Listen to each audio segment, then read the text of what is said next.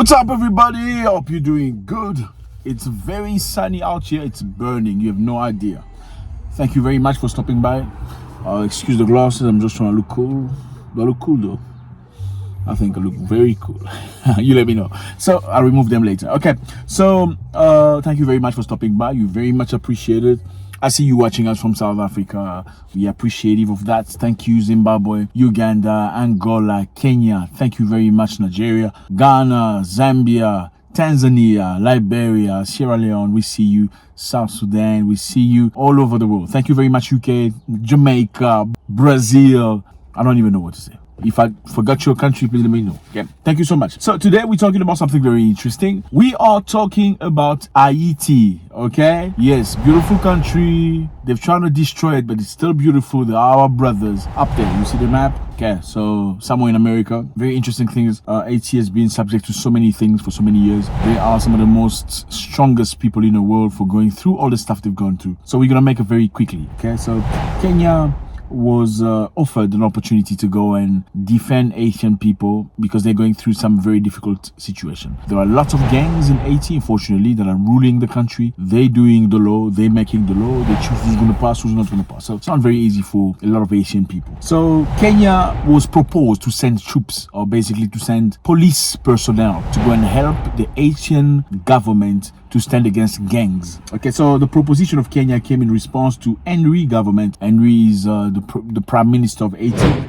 Official request to the United Nations to international military assistance to fight criminal gangs. In October 2022, Henry called for deployment of foreign troops to help counter the expansion of armed gangs after criminal groups blocked a key fuel terminal in the capital, which caused a severe fuel shortage and a massive rise of price in basic goods. At the time, several countries backed the prospect of sending a multilateral force to Haiti. However, no country stepped forward to lead the intervention despite a great deal of effort by the United States. So Kenya has proposed to come forward to send 1,000 troops to Haiti and go and support. I feel like I need to say congratulations, good stuff. I mean, it's always a good thing to help brothers.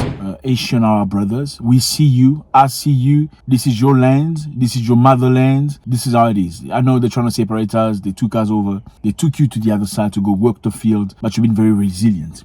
So Kenyan troops or Kenyan police have been basically called into action. They say they're ready to go to Haiti. So following Kenya's announcement, both the US government and the United Nations, who have been pressing for an international force to Haiti, welcomed the Kenyan government's willingness to send potential mission. This is despite the Haitian people's explicit request for an end to foreign interference in the country and respect for their rights to self-determination. We know a lot of politics is happening, fellas. Okay, so let's just try to understand.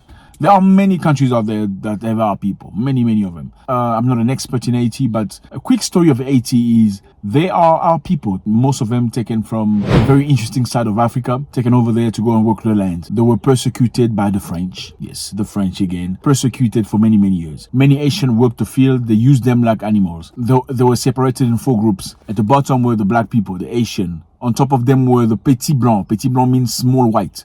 Those were the poor white. Then there was the blanc. Those were the middle class white. Then there was the grand blanc. Those were the rich white people. After many years of slavery and dishonor and degradation and abuse and disregard, the Haitian people stood up and they had enough. Like one man, they fought against the French in one of the biggest battles ever. Many years ago, while many other Africans and African descendants were still under the shackle of colonialism and slavery, Haitian people regrouped themselves like one warrior. They gathered some of the strongest men together. They sang a song in Voodoo. They did their prayers, remembering their ancestors. Please don't bring your opinion about religion here. They prayed in Voodoo. They called upon their ancestors and they went to war against the French people. One of the most bloodiest war ever. In spite of the difficulties and the lack of ammunition, they fought valiantly and won that war. Yes, Haitian people defeated French people in Haiti. And in 1804, they were independent. You hear that? 1804. I'm talking about not 19, I'm talking about 1804. 1804, they were the first black people in the world to have freedom.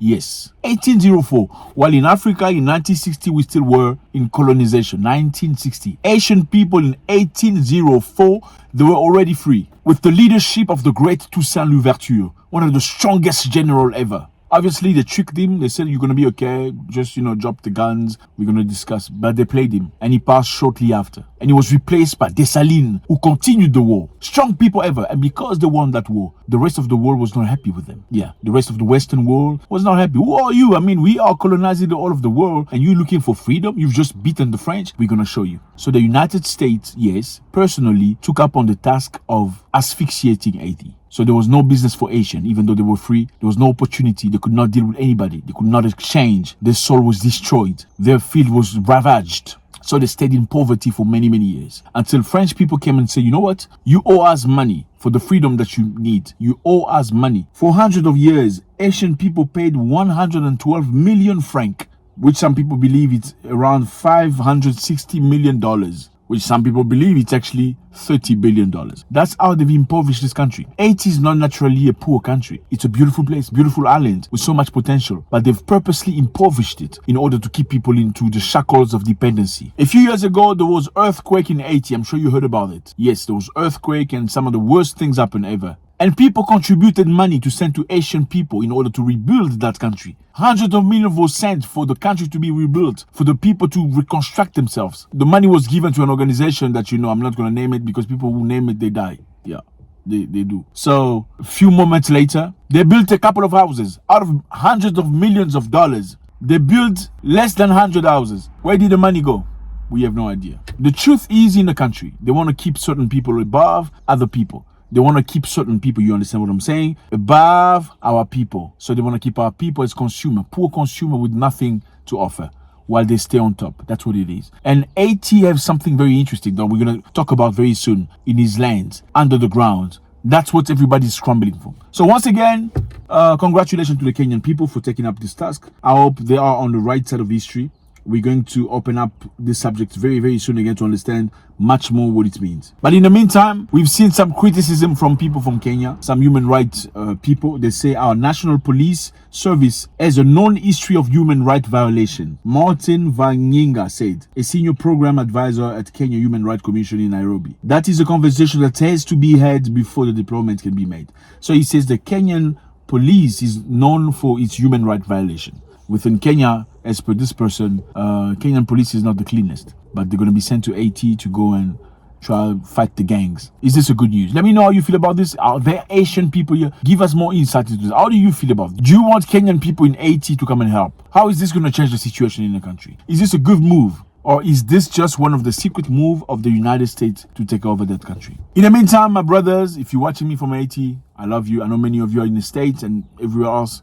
We love you very much. We think about you. We consider you as African. Don't matter what the distance is. We got you in our heart. Yeah, we have the same problems, same social problems. We do. Same bad behavior. Yeah, I know. I'm not even going to get into that. Not liking your neighbors and all that stuff. Jealousing some of your colleagues. And no. You know I'm not talking crap. All right, let me remove my glass. Okay, next time. God bless.